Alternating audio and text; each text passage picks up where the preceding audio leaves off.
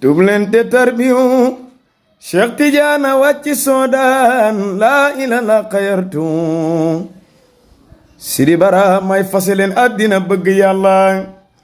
bañ a réeroog baay Cheikho di seen murabbi mooy Sidi Bara may yàlla dajji pak bool islaam jébbal ko baraama tijji ndambi leeri jébbal Sidi Bara may yàlla mi daan yónni tut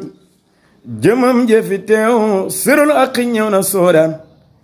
Sidi Bara may ñay buy xàll mbabal doom yaa tax manso bi muñ leen wëttu leen bën mi lool moo neex Sidi Bara may sopp leen seen mbokk waari fii ñooy seen doomi bàyyi jëfe shariatu moo neex Sidi Bara may lab leen ci pey bi te bàyyi bokkaale bàyyi Bara ma bëggul loolu bokkaale day yëngal xarasu di rekki man soob lanka waame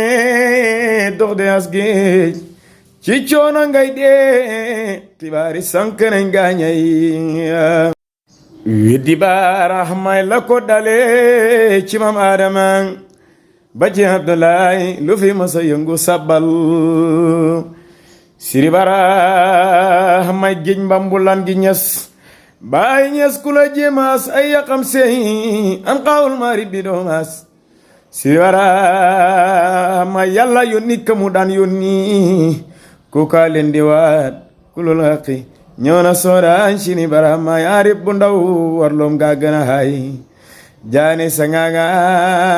ma jóobi wattu leen ndongol Sidi Bara may ki daan garde suuf seek asamaan si am leen ci teggin ma jóobi xam ngeen ne pexem noon mooy na Bara amma